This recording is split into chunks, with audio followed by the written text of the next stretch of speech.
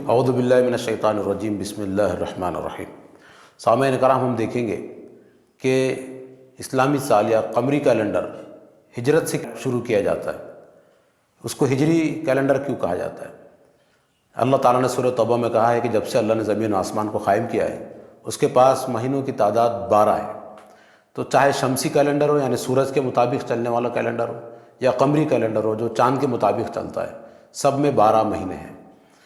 لیکن عربوں کے پاس جب رسول اللہ صلی اللہ علیہ وسلم وہاں پر مبعوث ہوئے تو عربوں کے پاس رواج تھا قمری کیلنڈر کا، چاند کے کیلنڈر کا۔ تو اسلام نے اسی کو معتبر جانا ہے، چنانچہ اپنی کئی عبادات قمری کیلنڈر ہی سے وابستہ کی۔ اور عربوں کے پاس یہ رواج تھا کہ وہ قمری کیلنڈر کا ہی حساب کرتے تھے، لیکن ان کے پاس سالوں کی گنتی کسی ایک واقعے کو لے کر ہوتی تھی۔ مثلاً فیل کا جو واقعہ ہوا اس کو عام الفیل کہا جاتا تھا، یعنی ہاتھیوں کا سال، اور ہاتھیوں کے سال کو پکڑ کے پھر وہ اس کے بعد کے سال گنتے تھے اور کہتے تھے کہ عام الفیل یعنی ہاتھیوں والے سال کو 10 سال گزر گئے، 20 سال گزر گئے۔ اسی طرح رسول اللہ صلی اللہ علیہ وسلم نبی بنے تو اس کے بعد نبوت کے سال گنے جانے لگے، ہجرت ہوئی تو ہجرت کے بعد ہجرت کے سال گنے جانے لگے۔ اس طرح کوئی بڑے واقعے کو بنیاد بنا کر سال گنے جاتے تھے۔ یہ خلیفہ دوم سیدنا عمر فاروق رضی اللہ عنہ کے زمانے میں یہ بہت اہم موضوع بنا کہ کیلنڈر کو کہاں سے شروع کیا جائے، یعنی ایسا کون سا ایک واقعہ ہے جس کو پکڑ کر اب ہم قمری کیلنڈر کی شروعات کریں گے اور سالوں کو وہاں سے شمار کریں گے، تو کس واقعے کو بنیاد بنایا جائے۔ چنانچہ اتفاق رائے سے یہ طے ہوا کہ ہجرت کو بنیاد بنایا جائے کہ وہاں سے پھر ہم اپنے سال گنیں گے۔ ہجرت کو بنیاد کیوں بنایا گیا؟ ہجرت کے علاوہ دوسرے واقعات بھی اہم تھے، فتح مکہ، صلح حدیبیہ، جنگ بدر اور کئی واقعات تھے، لیکن ہجرت کو اس لیے اہم بنایا گیا کہ ہجرت کو قرآن مجید نے بہت بڑی عبادت قرار دیا تھا۔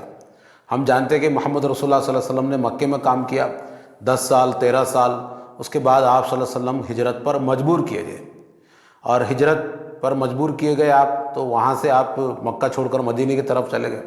تو اطراف کے عرب کے دیگر علاقوں میں جب اسلام پھیلا تو وہاں کے لوگ بھی ستائے جانے لگے، ظلم کا شکار ہو گئے۔ تو قرآن نے لازم قرار دیا کہ لوگ ہجرت کر کے مدینے میں تشریف لائیں اور مدینے میں آ کر وہ اللہ کے رسول صلی اللہ علیہ وسلم سے ملیں اور یہاں آزادانہ زندگی بسر کریں۔ آپ دیکھیے کہ جب خدا کی بندگی جرم سمجھا جائے، انسانوں پر دین کے معاملے میں جبر اور تنگی پیدا کر دی جائے، لوگ مذہبی فتنے کا شکار ہوں اور مذہبی آزادی مفقود ہو جائے یعنی ختم ہو جائے، تو ہجرت ہی نجات کا ذریعہ ہے۔ اس کو قرآن مجید نے بہت واضح کیا ہے۔ سورہ عنکبوت آیت 56 میں اللہ فرما رہے یا عبادی الذین آمنوا ان ارضی واسعۃ فایای فاعبدون، میرے بندو جو ایمان لائے ہو، یہ تم پر ظلم و ستم سے باز نہیں آتے تو ہجرت کر کے یہاں سے نکل جاؤ، میری زمین بے شک وسیع ہے، سو جہاں رہ کر بن پڑے تم میری ہی بندگی کرو۔ چنانچہ بندہ مومن کے لیے کسی جگہ اپنے پروردگار کی عبادت پر قائم رہنا جان جوکھم کا کام بن جائے، یہاں تک کہ اپنے دین کو ظاہر کرنا ہی ممکن نہ رہے، تو ہجرت ایمان کا تقاضا بن جاتی ہے، اگرچہ اس کے لیے اپنا گھر بار، اپنی مال و جائیداد اور اسباب سب چھوڑنا پڑے۔ قرآن نے دوسری جگہ واضح کر دیا ہے کہ اس کے بجائے انسان اگر غیر اللہ کی بندگی کو گوارا کر لے، یعنی ہجرت کرنے کے بجائے اگر وہ غیر اللہ کی بندگی میں رہنا گوارا کر لے، شرک کی گندگیوں میں رہنا گوارا کر لے، اللہ پر جھوٹ باندھنا گوارا کر لے، تو یہ ایمان کھو کر خدا کے حضور حاضر ہونا ہے، اور جس کی سزا جہنم ہے۔ یعنی شرک کی حالت میں ظاہر ہے اگر موت آ جائے تو اس کی سزا ہمیشہ کی جہنم ہے۔ چنانچہ مزاحمت کی قوت نہ ہو، یعنی اگر ہم اپنے دین کو بچانے کے لیے، اپنی دینی عبادات پر آزادی سے عمل کرنے کے لیے مجبور کیے جائیں اور اس کے لیے مزاحمت نہ کر سکتے ہوں، جد و جہد کر کے اپنے آزادی کی بقا قائم نہ رکھ سکتے ہوں، تو ہجرت لازمی ہے۔ چنانچہ حضرت لوط علیہ السلام کا واقعہ ہم کو معلوم ہونا چاہیے کہ جب ان پر لوگوں نے حملہ کیا، ان کے مہمانوں پر اور ان کے گھر پر، وہ سارے اشرار تھے، تو 2 چیزیں ہمارے سامنے آتی ہیں۔ ایک تو بڑی تڑپ کر انہوں نے کہا کہ کیا تم میں سے رجل رشید نہیں ہے کوئی، یعنی کیا کوئی سمجھدار آدمی تمہارے اندر موجود نہیں ہے؟ یعنی قوم کو جھنجھوڑا اور دیکھا کہ کوئی ایک تو آدمی اس کے اندر سمجھدار نکلتا کہ جو حق اور انصاف کی بات کرتا، لیکن کوئی بھی نہیں تھا۔ تو پھر انہوں نے کیا کہا؟ انہوں نے کہا کاش آج میرے پاس قوت ہوتی تو میں تم کو روک لیتا، یعنی دفاع کرتا اپنا۔ تو دفاعی قوت بھی اگر نہ ہو مزاحمت کی تو ہجرت لازمی ہوتی ہے۔ یونس علیہ السلام کے واقعے سے قرآن نے بتایا ہے۔ چنانچہ سورہ عنکبوت میں آیت 26 میں مزید ہجرت کی ایک فضیلت بیان ہوئی ہے کہ حضرت ابراہیم علیہ السلام جب اپنی قوم میں دعوت کا کام کر رہے تھے تو کوئی ان پر ایمان نہیں لایا سوائے ان کی بیوی سارہ اور ان کے بھتیجے لوط علیہ السلام کے۔ قرآن کہتا ہے سورہ عنکبوت آیت 26 میں کہ فآمن لہ لوط وقال انی مہاجر الی ربی انہ هو العزیز الحکیم۔ اس وقت لوط نے حضرت ابراہیم کی تصدیق کی، اور ابراہیم نے جب یہ دیکھا کہ اس کے سوا کوئی شخص بھی ماننے کے لیے تیار نہیں ہے تو کہا میں اپنے پروردگار کی طرف ہجرت کرتا ہوں۔ یعنی یہ ہجرت خالص اللہ کی طرف ہوتی ہے، اللہ کے لیے خاص ہوتی ہے۔ چنانچہ آپ بخاری کی پہلی روایت ہے، بالکل پہلی روایت، اس میں اللہ کے رسول صلی اللہ علیہ وسلم یہ فرماتے ہیں کہ جو شخص بھی اللہ اور اس کے رسول کی طرف ہجرت کرے اس کی ہجرت ہی ہجرت مانی جائے گی، ورنہ کوئی شخص اگر کسی اور دنیاوی مقصد کے لیے ہجرت کرے، حتیٰ کہ کسی نے اگر کسی رسی کی خاطر بھی ہجرت کی ہوگی تو اس کی ہجرت رسی کے لیے ہجرت ہے۔ چنانچہ اللہ آگے فرما رہے کہ پھر حضرت ابراہیم نے کہا کہ بے شک میرا رب وہی زبردست ہے، بڑی حکمت والا ہے۔ لفظ عزیز اور حکیم کا انہوں نے استعمال کیا، یعنی اگرچہ بظاہر حالات بالکل نامساعد ہیں، بالکل برے حالات ہیں، لیکن میرا رب ہر چیز پر غالب ہے اور اس کے ہر کام میں حکمت ہے۔ وہ میرے لیے اپنی قدرت و حکمت سے راہ کھولے گا اور اس تاریکی کے اندر سے روشنی ہموار کرے گا۔ چنانچہ اللہ کی طرف ہجرت کا انعام حضرت ابراہیم کو یہ ملا کہ ان کو اسحاق، حضرت یعقوب علیہ السلام، حضرت اسماعیل علیہ السلام دیے گئے، ان کو خانہ کعبہ کی تولیت دی گئی، مرکز توحید ان کو بخشا گیا، ان کو دنیا کی امامت سونپی گئی۔ تو یہ ہجرت کے انعامات ہیں جو بندہ کرتا ہے اللہ کی خاطر۔ تو یہ حضرت ابراہیم کے لیے انعامات کا بیان ہے، اس کے علاوہ مہاجرین صحابہ کے لیے بھی یہ انعامات کے بیان آئے ہیں۔ تو چنانچہ ایک روایت سے اس بات کو سمجھتے ہیں کہ اللہ تعالیٰ نے فرمایا ہے، رسول اللہ صلی اللہ علیہ وسلم سے روایت ہے، حدیث قدسی ہے کہ میرا بندہ جب میرے طرف ایک بالشت آتا ہے تو میں اس کی طرف 10 بالشت آتا ہوں۔ وہ ایک نیزہ چل کے آتا ہے، میں 10 نیزے آتا ہوں۔ وہ چل کے آتا ہے، میں دوڑ کے اس کی طرف آتا ہوں۔ تو بندہ جب اللہ کی طرف ہجرت کرتا ہے تو خدا بھی آگے بڑھ کر اس کو لپک کر اپنے رحمت میں ڈھانپ لیتا ہے۔ چنانچہ حضور اور صحابہ نے بھی جب مدینے میں ہجرت کی تو اللہ نے ان کو، حالانکہ مکے میں انہوں نے اپنے کئی بھائی بندوں کو چھوڑ کر آئے تھے، تو مدینے میں اللہ نے ان سے بہتر ان کو بھائی بندو، مال و اسباب عنایت فرمائے۔ سورہ نساء آیت 90 میں اللہ فرما رہے ہیں کہ وہ چاہتے ہیں کہ، یعنی مشرکین مکہ یہ چاہتے تھے، اور جتنے بھی مشرکین عرب تھے وہ چاہتے تھے اپنی بستی کے رہنے والے مسلمانوں کے بارے میں کہ وہ چاہتے ہیں کہ جس طرح خود منکر ہیں خدا کے، اسی طرح تم بھی منکر ہو جاؤ تاکہ وہ اور تم سب برابر ہو جائیں۔ لہذا ان میں سے کسی کو اپنا ساتھی نہ بناؤ جب تک وہ اللہ کی راہ میں ہجرت کر کے نہ جائے۔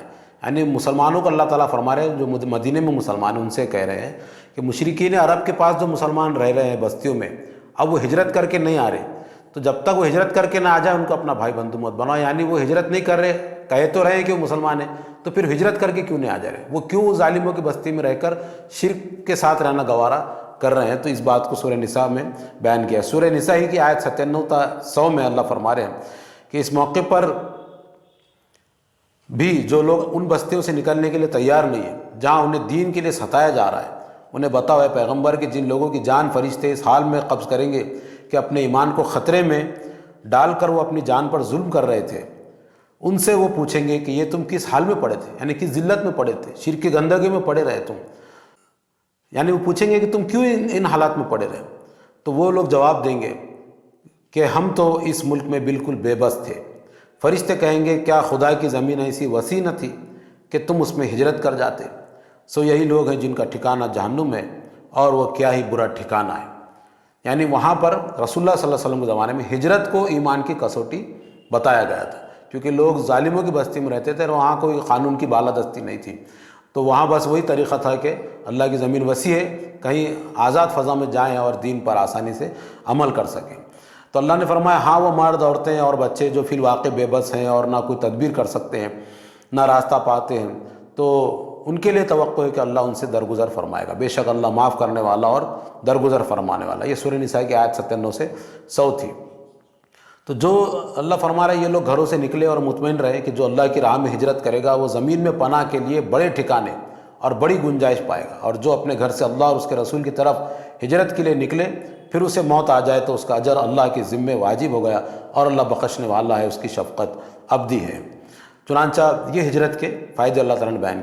سورہ آل عمران آیت 195 میں اللہ فرماتے ہیں، لہذا جنہوں نے ہجرت کی ہے اور جو اپنے گھروں سے نکالے گئے ہیں اور میری راہ میں ستائے گئے اور میرے لیے لڑے اور مارے گئے، یہ صحابہ کرام کی تعریف ہے، ان کے گناہ میں ان سے دور کر دوں گا اور ان کو ضرور ایسے باغوں میں داخل کروں گا جن کے نیچے نہریں بہتی ہوں گی۔ یہ اللہ کے ہاں سے ان کی جزا ہے، اور بہترین جزا تو اللہ ہی کے پاس ہے۔ چنانچہ آپ دیکھیے سورہ حدید کی آیت 20 کے تحت مولانا مودودی تفسیر تفہیم القرآن میں لکھتے ہیں، اور ابن الدرداء سے روایت کرتے ہیں کہ رسول اللہ نے فرمایا کہ جو شخص اللہ کی راہ میں ہجرت کر کے آ جائے وہ صدیق ہے، اور جو اس راہ میں مر جائے اسے موت آ جائے وہ شہید ہے۔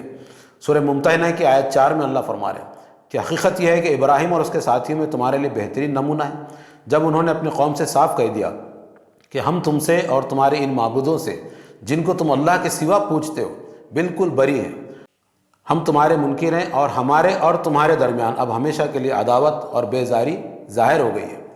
ہجرت اپنی مشرک قوم سے اعلان برت اور عداوت ہے۔ ایمان سب سے عزیز چیز ہے، یہ یاد رہے۔ سیدنا موسیٰ علیہ السلام نے ہجرت کی جب ان کی جان خطرے میں تھی، ایمان خطرے میں تھا، وہ وہاں سے نکل گئے۔ اصحاب کہف کی ہجرت کا سورہ کہف میں تفصیل سے ذکر ہے کہ وہ اپنی جان اور اپنا ایمان دونوں بچانے کے لیے ہجرت کر گئے۔ چنانچہ ایسے کئی رسولوں کا تذکرہ ہے کہ وہ اپنے ایمان اور جان بچانے کے لیے، جب ان کی قوم کی جان کی دشمن ہو گئی، ان کے ایمان کی دشمن ہو گئی، انہوں نے ہجرت کی ہے۔ چنانچہ آپ دیکھیں ہجرت کی یہ برکت تھی کہ جب ہجرت کر کے وہ لوگ چلے گئے تو ایک آزاد فضا میں اطمینان سے وہ اللہ کی بندگی کر سکے، اللہ کے حدود کو قائم کر سکے، اللہ کی شریعت پر وہ ٹھیک سے عمل کر سکے، دین پر قائم رہنا ان کے لیے آسان ہوگا۔ اپنی زندگی میں انہوں نے دین کو قائم رکھا، قائم کیا، اور وہ آزاد فضا ان کو میسر آئی کہ پھر کوئی ظلم و ستم ان پر نہیں ہوا۔ یہ جو آزادی دین پر عمل کرنے کی ہے، اور یہ جو دین سے بے پناہ محبت ہے، اس کی نشانی وہ ہجرت تھی۔ اسی لیے سیدنا عمر رضی اللہ تعالیٰ عنہ نے ہجرت کے واقعے کو ہجری کیلنڈر کی بنیاد رکھی ہے۔ ہجرت مومنین، صادقین اور کفار اور منافقین کے درمیان خط امتیاز بن گئی تھی، وہ ایمان کی کسوٹی بن گئی تھی رسول اللہ کے زمانے میں۔ سب سے بڑھ کر یہ کہ ہجرت اللہ کی مغفرت کی بشارت لے کر آ گئی تھی، دنیا میں بھی برکت اور وسعت کی بشارت ہے اور آخرت میں بھی بشارت ہے۔ تو یہ ہے ہجری کیلنڈر کی تاریخ۔ اس لیے حضرت عمر رضی اللہ عنہ نے ہجرت سے قمری کیلنڈر کا آغاز کیا ہے۔ تو سن ہجری کا جو آغاز ہوتا ہے، اور ابھی جو مہینہ محرم کا جاری ہے، یہ پہلا مہینہ ہے قمری کیلنڈر کا، اور یہاں سے ہمارا ہجری سن کا آغاز ہوتا ہے۔ وآخر دعوانا ان الحمد للہ رب العالمین۔